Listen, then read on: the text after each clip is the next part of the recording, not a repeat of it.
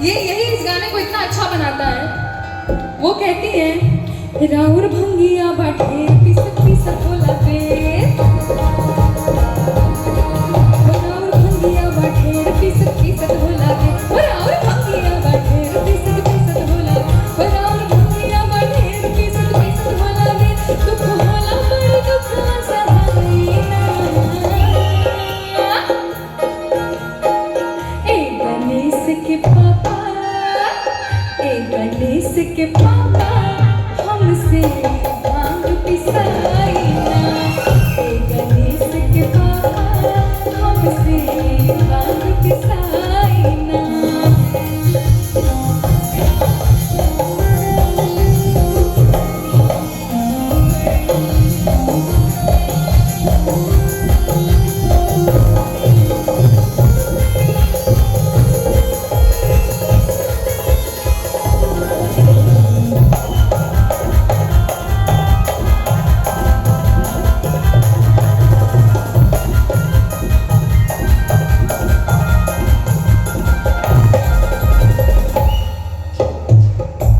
देखिए गाना जो है बड़ा वाद संवाद वाला है, इसमें आपको भी गाना चाहिए था लेकिन आज ही ये गाना हमारे पास आया तो मैं ही दोनों पार्ट गा रही हूँ।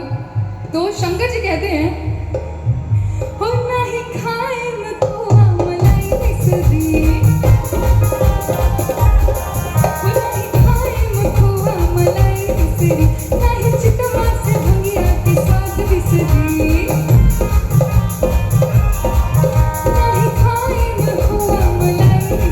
नाही चितवा से भंगिया की स्वाद बिसरी, सुना बतिया हमारी ना भावे जेवना, हमरे सामने से जल्दी हटा जाना। ए गणेश की मम्मी, अरे ए गणेश की मम्मी